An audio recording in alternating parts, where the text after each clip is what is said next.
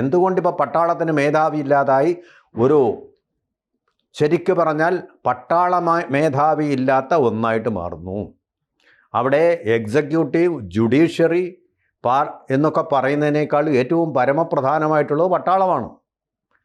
രാജ്യത്തിൻ്റെ നെടുന്തൂണെന്ന് പറയുന്ന പട്ടാളമാണ്. അവരാണ് കാര്യങ്ങളെല്ലാം തീരുമാനിക്കുന്നത് ഏതൊരവസരത്തിലും.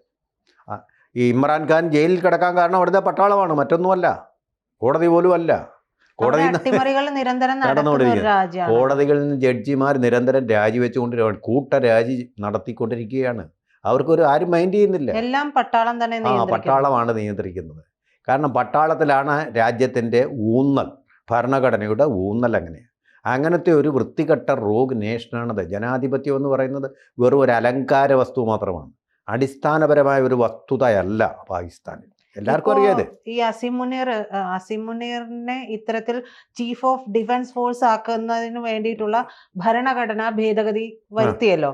അപ്പൊ ആ വരുത്തിയതിൽ സ്വാഭാവികമായിട്ടും പ്രധാനമന്ത്രി എന്നുള്ള നിലയിൽ ഷെഹബാസ് ഷെരീഫ് ഒപ്പുവയ്ക്കേണ്ടി വരും. അതെ, അതിനാണ് 27-ാം തീയതി ആയിരുന്നു ആ കർമ്മം ചെയ്യേണ്ടിയിരുന്ന. എനിക്ക് തോന്നുന്നു 29-ആണെന്ന് തോന്നുന്നു. കാലാവധി അവസാനിച്ചത് 29-നാണ്. നവംബർ 26-നാണ് കാലാവധി അവസാനിച്ചത്. അന്നായിരുന്നു ഒപ്പിടേണ്ടത്. ആ ദിവസം നോക്കിയിട്ട് അദ്ദേഹം എന്ത് ചെയ്തു?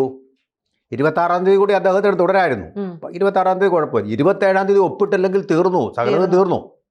മനസ്സിലായില്ലേ? സത്യത്തിൽ അസിം മുനീറിനെ ഷെഹബാസ് ഷെരീഫ് ഭയന്നിട്ടുണ്ട്. അല്ല, ഇങ്ങനെ സംഭവിച്ചത് എന്താണെന്ന് വെച്ചാൽ ഞാൻ പറയാം. തുല്യം ചാർത്തി ഇന്നത്തെ ദിവസമായപ്പോൾ പുള്ളി പതുക്കെ ഇത് അറിഞ്ഞുകൊണ്ട് തന്നെ അദ്ദേഹം ബഹ്റൈനിലേക്ക് പോയി എന്ന് പറഞ്ഞാൽ, പണ്ടത്തെ കാരണവന്മാർ വീട്ടിൽ അരി തീർന്നു കഴിയുമ്പോൾ കഞ്ഞി വെക്കാൻ അരിയില്ലാതെ വരുമ്പോൾ പത്തായത്തിൻ്റെ താക്കോലും എടുത്തുകൊണ്ട് പുറപ്പെട്ട് സംബന്ധ വീട്ടിലേക്കോ അല്ലെങ്കിൽ വേളി വീട്ടിലേക്കോ ഒക്കെ പോകുന്നവരൊരു പരിപാടിയാണ് കാണിച്ചത്. എന്നാൽ നീ ഒന്നാവുന്ന ഞാനൊന്ന് കാണട്ടെ എന്നുള്ള ആ കൗശലം തന്നെ കാണിച്ചത്, അറിഞ്ഞുകൊണ്ട് കാണിച്ചതാ. അല്ലാതെ ഇത് സ്വാഭാവികമായിട്ടൊരു യാത്രയായിരുന്നില്ല. എന്നിട്ട് എന്ത് ചെയ്തു? ബഹ്റൈനിലിരുന്നാൽ അസീം മുനീറിൻ്റെ ആൾക്കാരും ഏജന്റുമാർ ചെന്ന് തട്ടിക്കളയോ അല്ലെങ്കിൽ പിടിച്ചുകൊണ്ട് വരും, തട്ടിക്കൊണ്ട് വരുമെന്ന് വിചാരിച്ചിട്ട് നേരെ ഇങ്ങോട്ട് പോയി. പിന്നെ ഇപ്പോൾ പോയിരിക്കുന്നത് UK-യിലേക്കാണ്. UK. അപ്പോൾ ഉത്തരമില്ലാത്ത ചോദ്യമായിട്ടാണ് കിടക്കുന്നത്. അല്ല എന്തെങ്കിലും ഒരു രാജ്യാന്തര സംഭാഷണത്തിനോ ഉച്ചകോടിക്കോ വേണ്ടിയിട്ടല്ല ഈ പോയിരിക്കുന്നത്. ബെൽ ബട്ടണും അമർത്തുക.